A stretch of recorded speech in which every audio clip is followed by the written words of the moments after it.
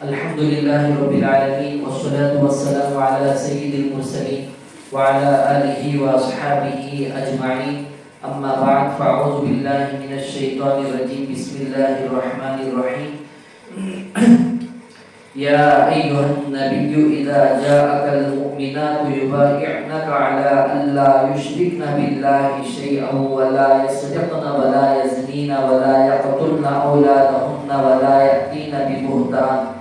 ولا يأتين ببهتان يفترينه بين أيديهن وأرجلهن ولا يعصينك في معروف فبايعهن واستغفر لهن الله إن الله غفور رحيم. صدق الله العظيم. رب اشرح لي صدري ويسر لي أمري واحلل عقدة من لساني يفقهوا قولي. اللهم صل على سيدنا محمد وعلى آل سيدنا محمد وبارك وسلم. اللهم صل على سيدنا محمد وعلى آل سيدنا محمد وبارك وسلم. محترم معزز سامعین کرام، حاضرین مجلس، جو قرآن کی آیت پڑھی گئی سورہ ممتحنہ کی، بتایا گیا تھا کہ بیعت قرآن اور حدیث سے ثابت ہے یا نہیں. آج کل بہت زیادہ نئے جیسا نیا سال نیا مہینہ آتا ہے تو ایسے نئے لوگ جو ہے ڈوب میں پڑتے ہیں. قرآن مجید میں اللہ تعالیٰ ارشاد فرماتے ہیں، سورہ ممتحنہ کی آیت جو خطبے کے شروع میں پڑھی گئی، یا ایھا النبی اذا جاءک المؤمنات یبایعنک علی الا یشرکن باللہ شیئا ولا یسرقن ولا یزنین. یہ مکمل جو آیت جو نازل ہوئی ہے یہ بیعت ہونے کے بارے میں ہی نازل ہوئی ہے. اور ایک آیت سورہ فتح کی، ان الذین یبایعنک انما یبایعون اللہ ید اللہ فوق ایدیہم فمن نکث فانما ینکث علی نفسہ ومن اوفی بما عاہد علیہ اللہ فسیؤتیہ اجرا عظیما. یہ بھی بیعت کے بارے میں آیت موجود ہے. اور کئی احادیث مبارکہ میں بیعت ہونے کے بارے میں ثابت ہے. حضرت عبادہ بن صامت رضی اللہ تعالیٰ عنہ سے بھی مروی ہے، بخاری شریف میں، مسلم شریف میں، نسائی شریف میں باقاعدہ احادیث موجود ہیں. بیعت کا معنی کیا ہے؟ بیعت جو ہے اپنے زندگی میں وہ اعمال جن سے اللہ ناراض ہوتے ہیں اور نبی صلی اللہ علیہ وسلم بھی ناراض ہوتے ہیں، تکلیف پہنچتی ہے، اور جو کچھ ہوتا ہے اللہ سے ہوتا ہے، یہ ایمان یقین اپنے اندر لانے کے لیے، اور ہمارا دل دماغ ہمیشہ بھٹکتا رہتا ہو نافرمانیوں کی طرف، یہ تمام چیزوں کو کنٹرول میں لانے کے لیے ہمیں بیعت ہونا پڑے گا.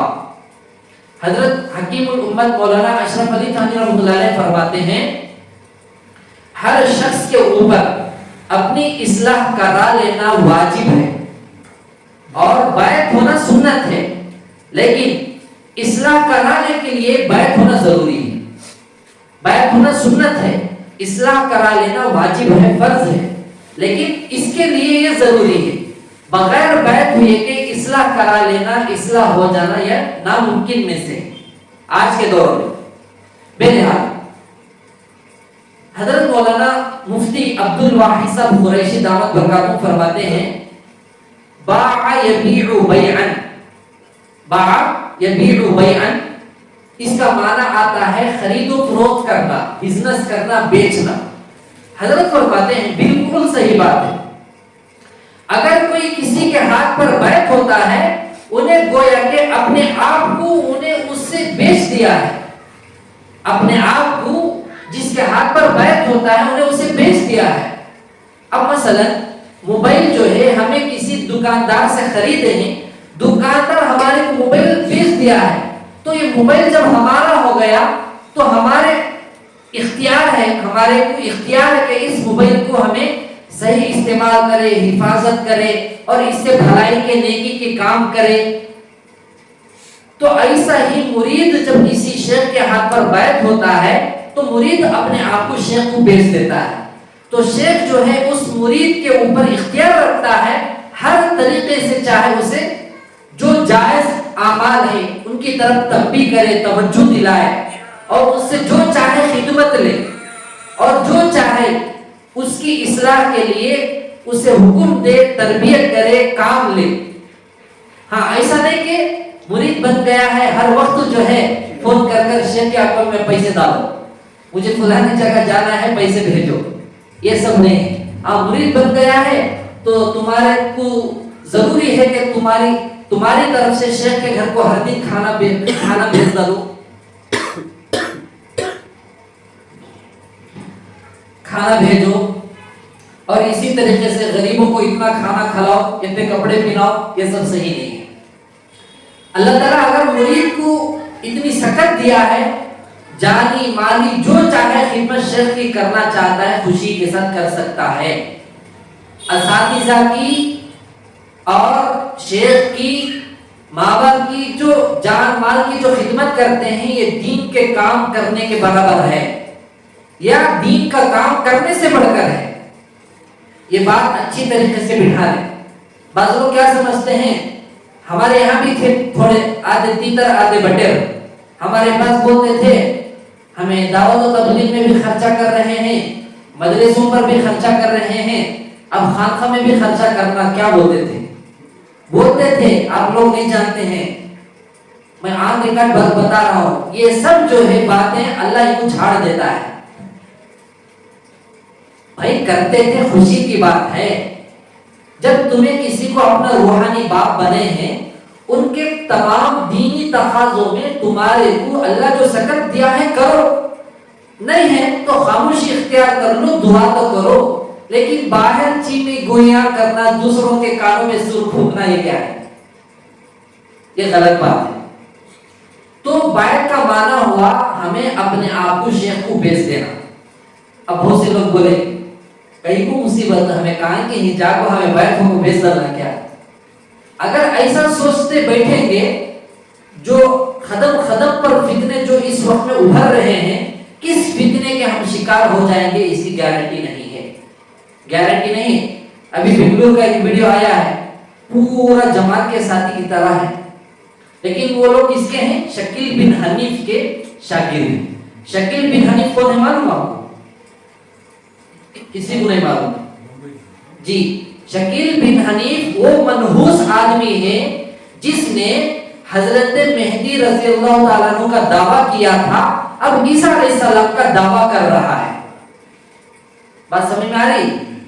ہمیں کیا سمجھنی، دین کا کام خالی تبلیغ ہے، مدرسہ ہے، مسجد ہے، خانقاہ ہے بے شک۔ ایسے باطل فرقوں پر علماء کرام محنت جو کر رہے وہ نظر نہیں آئے گی، کیوں؟ ہمارا تعلق ہی تو نہیں ہے، برابر ڈھنگ سے مجلس کچھ نہیں آتے، ہمیں برابر کوئی مسئلہ علماء کرام سے پوچھتے نہیں، کوئی دین کی بات سیکھنے نہیں آتے، تو ہمارے کو کیا معلوم ہوگے؟ ختم نبوت بھی دین کا کام ہے، سب سے بڑا اونچا کام ہے۔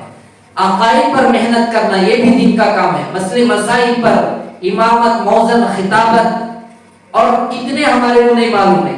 غیر مخالف اہل حدیث کا دلائل سے جواب دینا، اس کے اوپر محنت کرنا، شیعہ کے بارے میں، رافضی، خارجی، کتنے نام گنانا ہے آپ کو۔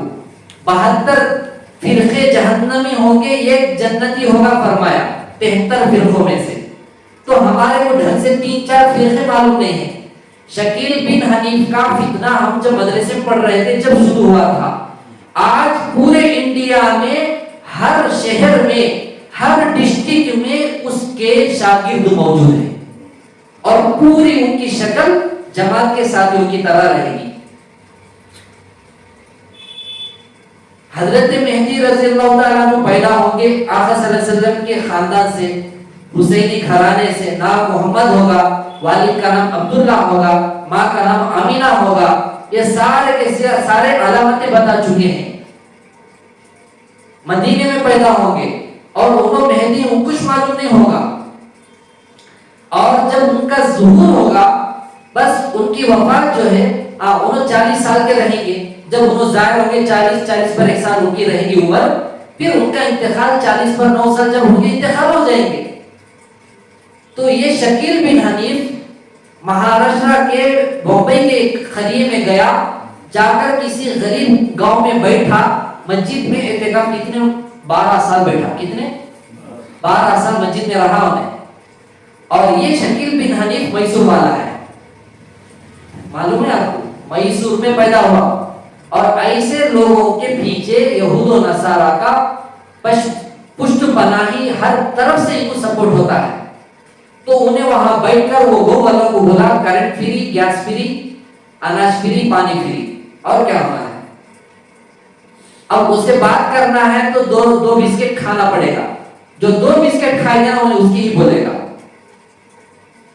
جب اس کے ہاتھ میں ہاتھ دے کر کوئی جڑ گیا, مل گیا, انہیں اگر اڑ جائے گا تو اسے ختم بھی کر دیں گے. یہ سارے رجسٹر ان کے ساتھ ہوتا ہے. بہت بڑا طبقہ, ایسے کروڑوں کا طبقہ گمراہ ہو چکا ہے. ہمیں کیا سمجھتے, 6 نمبر کا کام کر لیے تو بس ہے. اس لیے اکابر فرماتے تھے, حضرت مولانا یوسفزئی رحمۃ اللہ علیہ, 6 نمبر نہ مکمل دین ہے نہ اس کے بغیر دین ہے. اگر اس کو مکمل دین سمجھیں گے ایسے فتنوں کے شکار ہو جائیں گے, یاد رکھیں, معمولی بات نہیں ہے یہ میرے یار. اور دوسری بات, ایک تو معلوم ہوا کہ بیعت ہونے کے بعد ہمیں اپنے آپ کو بیچتے ہیں. اب یہاں معاملہ کیا ہو رہا ہے ہمارے شہر میں, جس کے ہاتھ پر بیعت ہو جاتے ہیں, مجبوری آ گئی, کیا تو مسئلے ہو گئے, کیا تو بیمار ہو گئے, قرض ہو گیا, تو ان کا جا شکایت کر کے ان سے پیسے بھی لیتے ہیں. ہمارے شہر میں ایسی حالت ہو گئی. یہ بالکل صحیح نہیں, غلط ہے. علماء کرام کو, اللہ والوں کو, مشائخ کو, روحانی باپ کو, اپنے والدین کو دینا ہے, لینا نہیں ہے. لیکن جو لیے ہیں اللہ ان کو رکاتا نہیں, بھیج دیتا ہے. جا بیٹے تو جو ہے یہ بہت بڑی بے ادبی کیا بول کر بھیج دیتا ہے. سوچتے ہوں گے مولانا سے لیے ہوں گے, بہت جنے لیے ہیں, مفتی شاہ ولی اللہ صاحب سے بھی لیے ہیں, ہمیں معلوم کیے ہیں. اب پوچھنے پر جو ہے کیا مجبوری ہے بول کر دیتے ہیں, لیکن اس کا غلط فائدہ اٹھاتے ہیں. اللہ حفاظت فرمائے. بعض لوگ تقاضا رکھے تو ان کو ہمیں اصول بتائے, بھائی ایسا کرنا صحیح نہیں ہے, ایسا پوچھنا صحیح نہیں ہے, تو ان کو نہیں دینے پر انہوں تعلق توڑ لیے. معلوم کیا, ایسے بھی ہیں. بہرحال ہمیں اپنے مشائخ کے پاس یہ کبھی بھی نہیں دیکھا, ایسی حرکتیں کرنے والوں کو بھی نہیں دیکھا, اور ایسا کرتے ہوئے بھی نہیں دیکھا. بہرحال آگے چلیں. آج کی باتیں سن کر آپ ان باتوں کو دور دور تک پہنچانا ہے, کیونکہ ابھی ہمارا سفر ہوا, مجھے جانا تھا اتوار کو, گئے اتوار کو ہی جانا تھا, تو میں پیر کے دن گیا. مدراس میں حضرت سید اظہر کریم صاحب دامت برکاتہم آئے تھے, ہمارے کو بلائے تھے, تو ہمیں یوٹیوب میں ہر دن مکمل 10-9 بیانات حضرت کے آنے سے رکھ دیے تھے. اس میں جو شرکت کیے کر لیے, نہیں کرے ہیں اس والے ضرور کر لیں. مقبول دعائیں حضرت کیے ہیں, جو دعا میں شرکت کر لیں گے باتوں میں, ضرور ان کو بھی وہ دعا مل جائے گی. ہمارے کو کیا دعا ملی ہے انشاءاللہ اگلی مجلس میں بتائیں گے. تو حضرت کا جہاں وہاں پر جو آنا, حضرت نے فرمایا, امداد اللہ مہاجر مکی رحمۃ اللہ جو ہندوستان کے پورے سلسلوں کے سب سے بڑے ہیڈ ہیں. کوئی آدمی واٹس ایپ میں بھیجتا ہے نا, وہ بھی لیڈیز بنا کر بھیجتی ہے وائس ریکارڈ.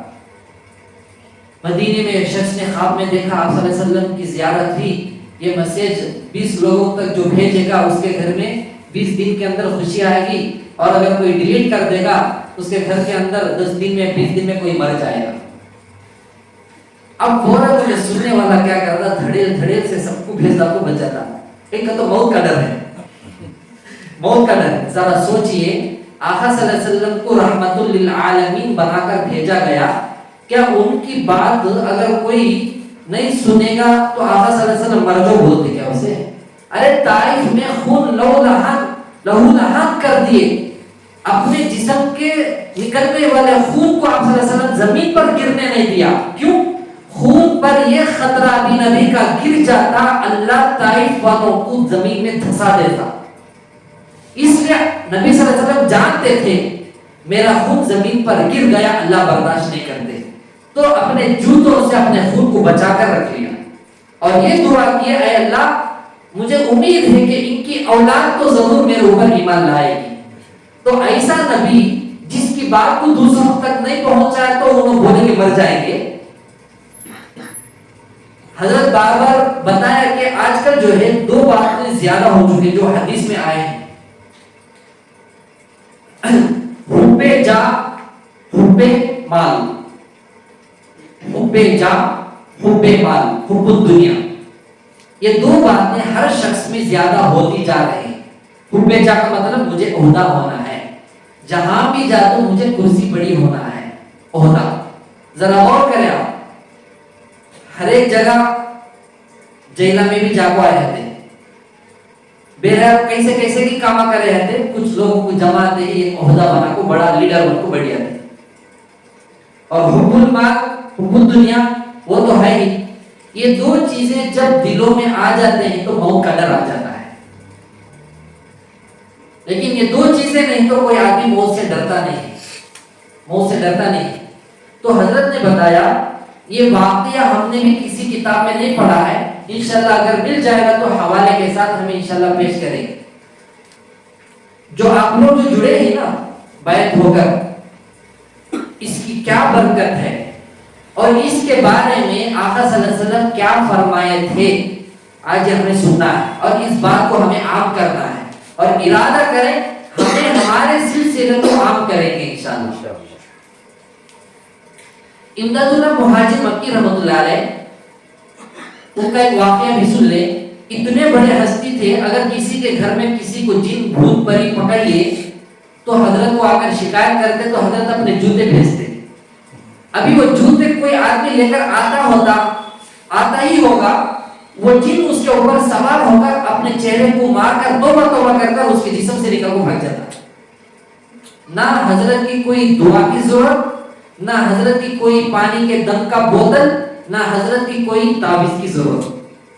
خالی حضرت کے جوتے ابھی نزدیک میں آتے ہوتے ہیں تو جس کے اوپر جن یا کس کی گھر میں جادو وغیرہ جو بھی مسئلہ ہے تو جس کے اوپر ہے اس کے اوپر سوار ہو کر حاضر ہو کر توبہ کر کے بھاگ جاتے. تو ان کے جوتوں میں اتنا پاور اللہ رکھا ہے تو اس شخصیت میں اللہ کیا مقام رکھا ہوگا. بہرحال امداد اللہ مہاجر مکی رحمۃ اللہ علیہ ہندوستان سے مکے کو ہجرت کر دی. مہاجر مکی اس لیے کہا جاتا ہے، حضرت نے فرمایا ہمیں اپنے مشائخ سے سنا ہے آدمی کبھی بھی کسی جگہ کو چھوڑ کر جاتا ہے ہجرت کی نیت نہیں کرتا ہے. یہ بات یاد رکھیں، ہجرت کی نیت کریں گے تو بہت سے مصیبتوں کا سامنا کرنا پڑے گا. میں بھی دنگ رہ گیا سن کر، بہت قیمتی بات اب تک ہمارے کو معلوم نہیں تھی. ہجرت کی نیت کر کر جائیں گے ان کے اوپر آفتوں کا مصیبتوں کا سامنا کرنا پڑے گا بہت شدت کے ساتھ. اب مثال دیکھ لو، امداد اللہ مہاجر مکی رحمۃ اللہ علیہ جو ہجرت کر کے گئے کیسی حالت سامنے آ گئی. مکہ مکرمہ گئے، کھانے کو کھانا نہیں ہے، پانی تو فری ہے، زمزم بھی فری ہے گورنمنٹ کی طرف سے، ایک پیسہ بھی نہیں ہے. ایک دن گزر گیا بھوکے، دوسرا دن ہو گیا بھوکے، تیسرا دن ہو گیا بھوکے. شریعت کیا بولتی ہے 3 دن بھوکے رہ گئے، چوتھا دن شروع ہو گیا تو کالے جانور کو بھی کاٹ کر پکا کر کھا لینا حلال ہے، مردار کو بھی کاٹ کو کھا لینا حلال ہے. کیوں؟ شریعت کہتی ہے بھوک کی حالت میں اگر تم 3 دن سے بڑھ کر ہو گیا تو تمہاری موت تم برداشت نہیں کرو گے، موت کے حوالے ہو جاؤ گے. کہیں کہ ایسا نہ ہو کہ خودکشی میں شامل ہو جائے. خودکشی کو معمولی سمجھتے ہیں لوگ، خودکشی جو کرتے ہیں نا جس حالت میں کریں گے قیامت کی صبح تک ہو سکتا ہے جہنم میں بھی اس وقت میں جو تکلیف ہوتی ہے نا اسی تکلیف میں اللہ کو رکھ دیتا ہے، معمولی سمجھتے ہیں. بہرحال تو امداد اللہ مہاجر مکی رحمۃ اللہ علیہ تو بہت بڑے اللہ والے تھے. 3 دن ہو گئے، چوتھا دن بھی ہو گیا، 5واں دن بھی ہو گیا، 6واں دن بھی ہو گیا، 7واں دن بھی ہو گیا، لیکن برداشت بھوکی کر لے کر رہے. ہجرت کی نیت سے گئے. اچانک کیا ہوا، حضرت ٹھان لیے نہیں اما مسجد حرام میں جانا ہے، نماز وہاں پڑھنا ہے. کیوں؟ حضرت تو پیٹ میں کچھ نہیں تھا، گاڑی میں پیٹرول نہیں تو گاڑی آگے اسٹارٹ ہی نہیں ہوتی. انسان کے اندر زندہ ہونے کے لیے بہت سے اللہ والے زندہ رکھنے کے واسطے کھانا کھاتے ہیں، ورنہ ان کو کھانے کی اور وہ محتاج بھی نہیں اور ان کو ضرورت بھی نہیں پڑتی ہے، اللہ وہ مقام عطا کرتے ہیں. تو کیا ہوا، امداد اللہ مہاجر مکی رحمۃ اللہ علیہ مضبوطی سے اللہ سے دعا کر کے ٹھان لیے نہیں مجھے جو ہے مسجد حرام جانا ہے، جا کر وہاں نماز پڑھنا ہے. ہمت کرے، وضو کیے، گئے مسجد حرام میں، بہت مشکل سے گئے. جانے کے بعد اچانک کیا ہوا، وہاں پر جو حبشی لوگ ہوتے ہیں نا، افریقہ کے، سوڈان کے، ویسا کوئی ہٹا کھٹا آدمی آیا. وہ لوگ جب آتے ہیں وہ کوئی کیئر نہیں کرتے، دھڑیل سے گھستے ہیں، بلڈیزر جیسا گھسے سا کا گھستے ہیں، تو کون سامنے آیا انہیں ٹکر مار کو گر جاتا ہے. تو اچانک حضرت گئے تو ایک سوڈانی آدمی آیا تو اسے ٹکر ہو گئی، حضرت گر گئے، گر کر بے ہوش ہو گئے، گر کر بے ہوش ہو گئے. بے ہوش ہونے کے بعد خواب میں آقا صلی اللہ علیہ وسلم کی زیارت ہوئی. اس ترتیب کو ذرا سنیں آپ. ہجرت کر کر گئے، فاقے پہ فاقے گزارے، لیکن اللہ کے نبی صلی اللہ علیہ وسلم کو خواب میں آ کر ایک خوشخبری سنانا تھا، اللہ ان کا نظام کیسا بنا ہے. فاقے فاقے مجاہدہ کرتے گئے، پھر اس سوڈانی آدمی کا ٹکر، پھر بے ہوش، پھر اس بے ہوشی میں، اس نیند کی حالت میں آقا صلی اللہ علیہ وسلم کی زیارت. یہ اللہ کو منظور تھا، اللہ یہ نظام بنائے. بے ہوش ہو گئے تو آقا صلی اللہ علیہ وسلم آئے اور فرمایا اے امداد اللہ، تو اتنا مجاہدہ کرا میرے شہر میں آ کر رکنے کے لیے، جا، جب تو اٹھے گا اس کے بعد سے کبھی بھی تیری پوری لائف میں اللہ جو ہے فاقے کو ہٹا دیا. تن تکستی تیرے اوپر سے اللہ ہٹانے کا فیصلہ کر چکے ہیں. میں تجھے خوشخبری سنا رہا. میری بات سمجھ میں آ رہی؟ جو بھوکے تھے اسے کہیں گے فخر و فاقہ. تو زندگی بھر موت تک بھی تیرے اوپر سے اللہ تعالیٰ نے فخر و فاقے کو ہٹا دیا ہے. معمولی بات ہے. ارے کون تو بھی خواب میں آ کر کوئی اللہ کے ولی خواب میں دکھے کچھ بولے گا تو ہمیں سب کو بولنے کو پھرتے ہیں. یہاں دونوں جہاں کا نبی بول رہا ہے، جس کا نام اللہ اپنے نام کے ساتھ لکھا ہے، جس کا نام اللہ اپنے عرش کے اوپر لکھ کر لگایا ہے. جس نبی کو پیدا کرنے کا اللہ ارادہ نہ کرتے تو ہمیں تو کیا دور کی بات، پوری کائنات کو اللہ نہیں بناتا. وہ نبی خواب میں آ کر بتا رہے ہیں اے امداد اللہ جا، میں تجھے خوشخبری سنا رہا ہوں اللہ کی طرف سے، جب تو اٹھے گا تیرے آخری سانسوں تک اللہ تعالیٰ تیرے اوپر سے فخر و فاقہ ہٹا دیے. معمولی بات ہے. پھر سن لو، اللہ والوں کا دل بڑا ہوتا ہے، تو اس وقت میں حضرت کے دل میں کچھ تو آیا ہوگا. تو اس کا جواب پھر اللہ کے نبی صلی اللہ علیہ وسلم نے فرمایا یہ بھی یاد رکھ، یہ بھی یاد رکھ، جو شخص تیرے سلسلے میں داخل ہوگا، جو شخص تیرے سلسلے میں قیامت کی صبح تک داخل ہوگا بیعت ہو کر، ان لوگوں کے اوپر سے بھی اللہ تعالیٰ فخر و فاقہ ہٹا دیے. ہم سب اسی سلسلے میں ہیں. اور تیسری بات یہ بھی فرمایا اللہ کی طرف سے یہ بھی خوشخبری ہے، جو تیرے سلسلے میں داخل ہو جائے گا ان کو اللہ ایمان کی حالت میں موت دینے کا اعلان کر چکے ہیں. یہ تین خوشخبریاں مکہ المکرمہ حرم شریف میں بے ہوشی کی حالت میں آقا صلی اللہ علیہ وسلم خواب میں آ کر یہ تین خوشخبریاں سنائے. معمولی بات ہے. اب یہاں ذرا دیکھ لو، ہمیں اس کی تشریح کریں گے. امداد اللہ مہاجر مکی رحمۃ اللہ علیہ کے سلسلے سے مراد قادریہ بھی آ گیا، چشتیہ بھی آ گیا، نقشبندیہ بھی آ گیا، سہروردیہ بھی آ گیا. اگر یہ سن کر کوئی کہیں گے امداد اللہ مہاجر مکی رحمۃ اللہ علیہ کا سلسلہ تو چشتیہ سے مشہور ہے، نہیں، 4 سلسلے ہیں اور اس سلسلے میں جو بھی بیعت ہوگا انہوں چاروں سے ہوں گے، اور جن کو خلافت ملے گی چاروں سے ملے گی. اسباق چشتیہ کے کریں گے. ویسے بھی ہر سلسلے کی اپنی اپنی شان ہے اور ہر سلسلے میں اللہ تعالیٰ یہ برکت رکھا ہے. اب نقشبندی سلسلہ ہے، اس میں بھی کئی ایسے واقعات گزرے ہیں. تو یہ خوشخبری ہم سب کے لیے، پورے زندگی بھر کے لیے، پورے گھرانے کے لیے، اس سے اور بڑھ کر کیا خوشخبری ہو سکتی ہے.